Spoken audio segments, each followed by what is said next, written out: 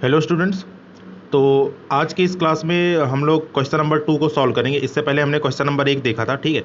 तो question number 1 में क्या था कि हमें ये जितने भी क्वेश्चन दिए थे, ठीक है, इसको हमें क्या करना था यहाँ पे कि इसको हमें पूर्ण वर्ग बना के सॉल्व करना था। तो पूर्ण वर्ग बनाने का तरीका ये हमने देखा था, ठीक है। और आज की इस क्लास में हम लोग क्या है कि हम लोग क्वेश्चन नंबर 2 देखेंगे। तो क्वेश्चन नंबर 2 में क्या कह रहा है कि उपर्युक्त प्रश्न 1 में दिए गए द्विघात समीकरणों के मूल द्विघाती सूत्र का प्रयोग करके ज्ञात कीजिए। द्विघाती सूत्र, अब ये क्या होता है, ठीक है, ये देख लेते हैं। तो मतलब कि ये जितने भी क्वेश्चन यहाँ पे हैं, है ना, ये चारों क्वेश्चन, ये आपको सूत्र का प्रयोग करके यहाँ पे बताना है, ठीक है। इसका हमें हल निकालना है। तो सबसे पहले सूत्र सीखते हैं। सूत्र क्या होता है, तो देखो ये जो आपका द्विघाती सूत्र होता है, ठीक है, द्विघाती सूत्र कहे तो या फिर श्रीधराचार्य सूत्र कहे तो, है ना, ये चीज़ हमारी एक ही होती है। तो होता क्या है कि मान लीजिए कि कोई आपका द्विघात समीकरण दिया है, ठीक है। द्विघात समीकरण किस रूप में आपका दिया होता है, ये हमारा दिया होता है ax square plus b x plus c के रूप में, है ना। तो द्विघात समीकरण अगर मान लीजिए कोई है ax square plus b x और प्लस सी बराबर 0, और यहाँ पर ये कंडीशन क्या होनी चाहिए कि कंडीशन आपकी ये होनी चाहिए कि ये जो a है ना, a कौन है, a यहाँ पे, है ना, ये जो a है ये 0 के बराबर ना हो, ठीक। तो ये हमारा द्विघात समीकरण कहलाता है। तो इसको हल करने के लिए, है ना, ऐसे द्विघात समीकरण को हल करने के लिए हमारा सूत्र होता है, ठीक, जिसको हम लोग श्रीधराचार्य सूत्र कहते हैं। वो किसके बराबर होता है, वो होता है आपका x बराबर, ठीक है। तो ये जो सूत्र होता है ये होता है हमारा x बराबर, ठीक है, किसके, माइनस बी, ठीक, प्लस माइनस अंडर रूट, ठीक, minus b plus minus under root b square, है ना, minus 4ac, B square minus 4ac और बटे कितना 2a, ठीक, बटे कितना 2a। तो ये जो सूत्र होता है हमारा, ठीक है, यही हमारा क्या कहलाता है, यही हमारा द्विघात समीकरण का हल कहलाता है ना। और इसी को हम लोग श्रीधराचार्य सूत्र के नाम से भी जानते हैं। तो इस सूत्र से हम क्या है कि किसी भी द्विघात समीकरण को हल कर सकते हैं। अब यहाँ इसके बाद अगर मान लीजिए कि आपको क्वेश्चन में ये चेक करना है, जैसे कि यहाँ पे क्वेश्चन में दिया गया है, ठीक है, क्या दिया गया है कि यदि मूलों का अस्तित्व हो, ठीक है, तो हमें कब ये पता चलेगा कि मूल का अस्तित्व है कि नहीं है। तो यहाँ पर मूलों के अस्तित्व के लिए, ठीक है, करते क्या है कि यहाँ पर देखिए ये जो अंडर रूट के अंदर लिखा है, ठीक है, अंडर रूट के अंदर यहाँ पे क्या लिखा है, अंडर रूट के अंदर लिखा है बी स्क्वायर माइनस 4ac। ये जो बी स्क्वायर माइनस 4ac लिखा है, ठीक है, इसको हम लोग कैपिटल डी से भी रिप्रेजेंट करते हैं, ठीक है। अब ये कैपिटल डी क्या है, कैपिटल डी आपका विविक्तकर होता है, ठीक है। तो यहाँ पे लिखेंगे मूलों के अस्तित्व के लिए, है ना, मूलों के, ठीक, मूलों के अस्तित्व के लिए, है ना, ऐसे लिखना है यहाँ पे। तो मूलों के अस्तित्व के लिए देखो होगा क्या यहाँ पे,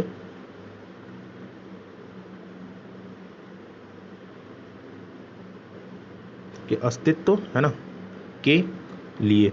तो जो आपका मूल होगा, ठीक है, उसका अस्तित्व कब होगा, ठीक, मूलों का अस्तित्व के लिए जो हमारा विविक्तकर होता है, ठीक है, विविक्तकर, है ना, विविक्तकर, जो हमारा विविक्तकर होता है, ठीक है, जिसको हम लोग इंग्लिश में ये वी है, ठीक है, ये वाह है यहाँ पे, जिसको हम लोग इंग्लिश में क्या कहते हैं, डिस्क्रिमिनेंट कहते हैं, ठीक, इंग्लिश में क्या बोलते हैं, डिस्क्रिमिनेंट, ठीक है, डिस्क्रिमिनेंट, CRI, है ना, MINANT, ठीक, जो हमारा डिस्क्रिमिनेंट होता है, ठीक है, जिसको हम लोग किससे रिप्रेजेंट करते हैं, जिसको हम लोग रिप्रेजेंट करते हैं कैपिटल डी से।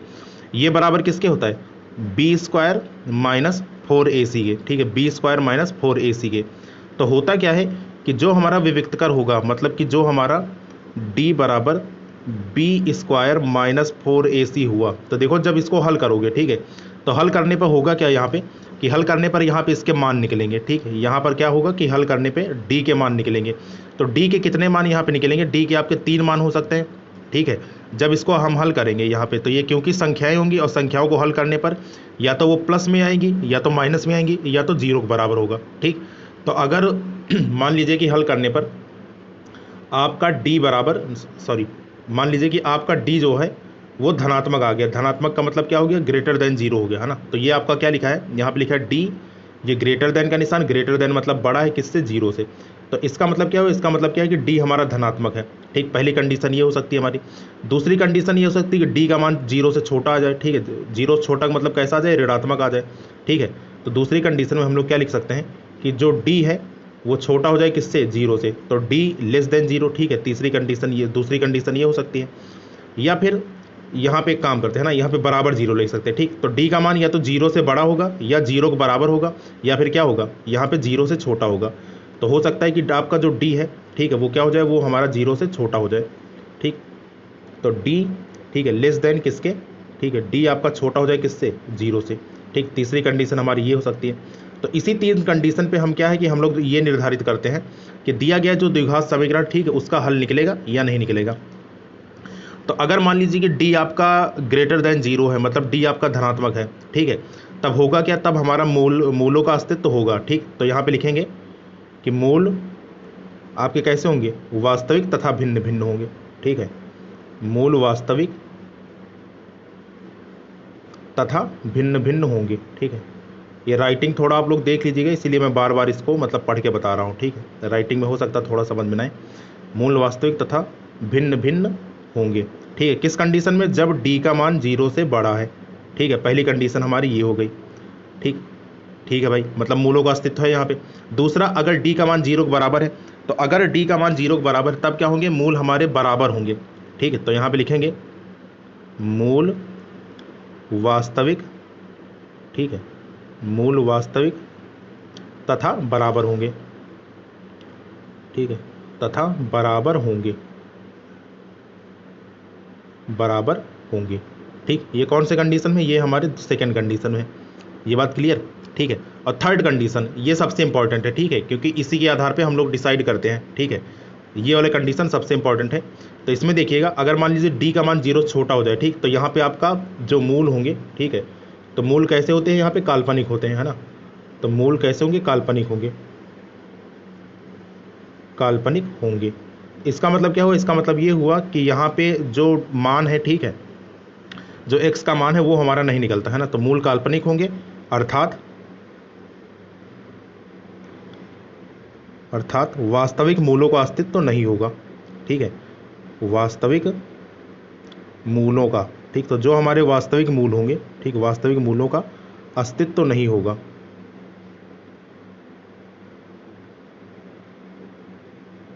का अस्तित्व नहीं, ठीक है, होगा।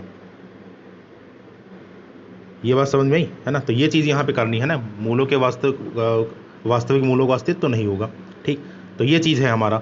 तो बस इसी 3 कंडीशन के हिसाब से हम लोग क्या करेंगे, क्वेश्चन सॉल्व करेंगे। तो सबसे पहले हम लोग क्या करेंगे, यहाँ पे विविक्त कर चेक करेंगे, ठीक है। डी बराबर बी स्क्वायर माइनस 4ac, ये हमें चेक करना है। तो अगर क्या होगा कि डी का मान 0 से बड़ा, ठीक है, तो हमारे मूल कैसे होंगे, वास्तविक होंगे लेकिन भिन्न भिन्न होंगे, ठीक। पहली कंडीशन हमारी है।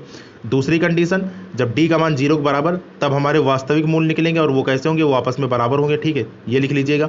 तीसरी कंडीशन, अगर डी का मान 0 से छोटा है, तब मूल हमारे कैसे होंगे, मूल हमारे काल्पनिक होंगे, काल्पनिक होंगे मतलब वास्तविक मूलों का अस्तित्व तो नहीं होगा, ठीक। तो ये हमें चेक करना है।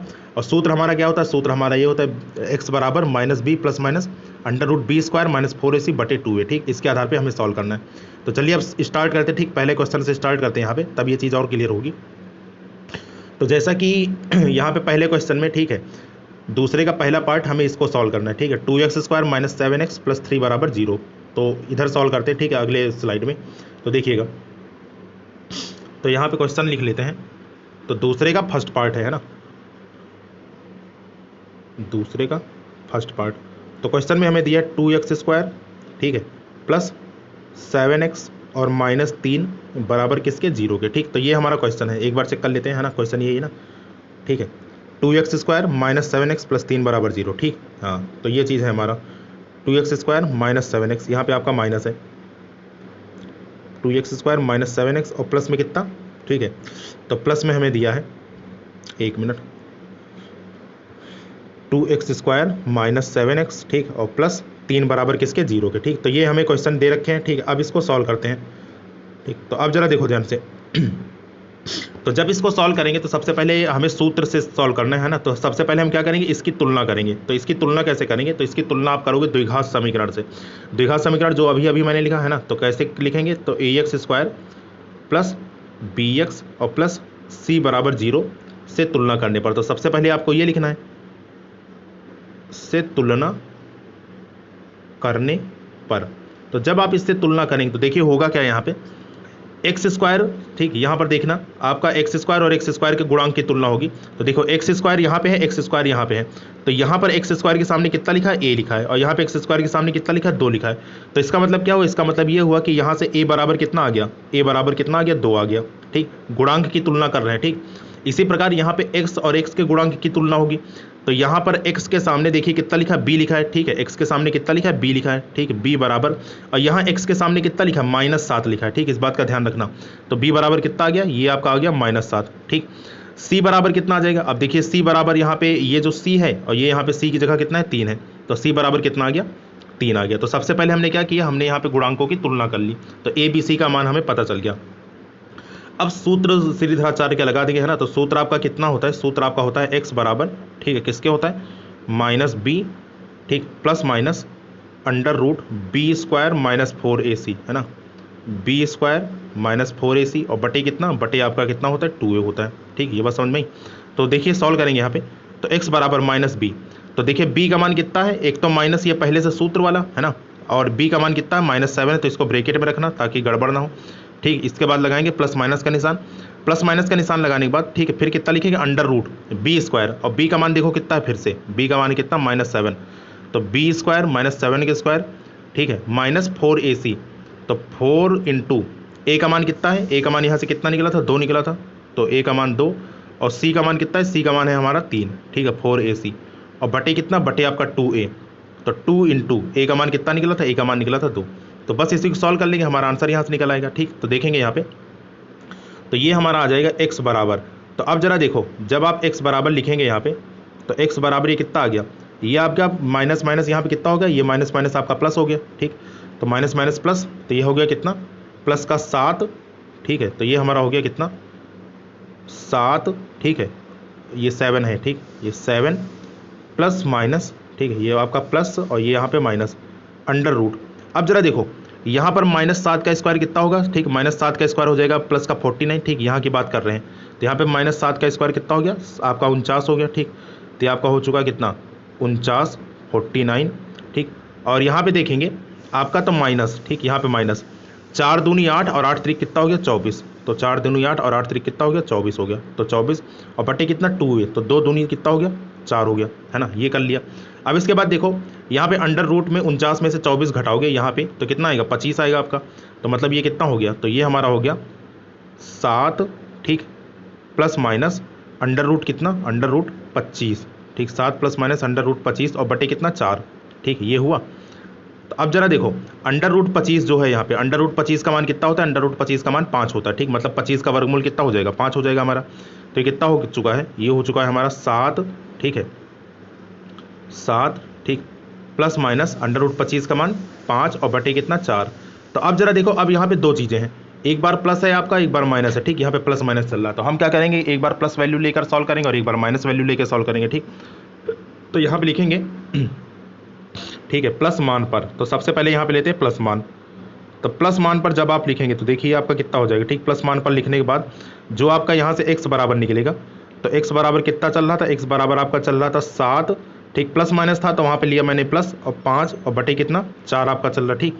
तो अब जरा देखो 7 5 12, ठीक, तो कितना आ गया 12/4, तो 12/4 कितना आ गया, ये आपका आ गया 3, तो मतलब x का एक मान कितना निकला यहाँ से, है ना, तो यहाँ से जो x का आपका मान निकला, ठीक है, दिस इम्प्लाइज यहाँ से x बराबर कितना निकला, नीचे लिख देते हैं, ठीक, तो आपका ये x बराबर कितना आ गया, x बराबर हमारा आ चुका है 3, ठीक, तो ये हमारा x बराबर यहाँ से कितना आ गया, 3 आ गया, ठीक, एक आंसर हमारा ये निकल आया जब हमने क्या लिया, प्लस मान लिया। अब माइनस मान पर चेक कर लेते हैं, ठीक है, तो आप लिखेंगे माइनस मान पर, तो जब आप माइनस मान पर चेक करेंगे, ठीक, तो देखिए माइनस मान पर कितना होगा, तो माइनस मान पर ये आपका x बराबर आ जाएगा, ठीक है, x बराबर ये 7, ठीक है, अब की बार कितना लेंगे -5 और बटे कितना 4, तो अब जरा देखो 7 में से 5 गया कितना आया 2, 2/4 मतलब कितना आ गया 2 × 9 2 और 2 दूनी 4, तो x का मान यहाँ से कितना आ गया, x बराबर आपका आ चुका है 1/2।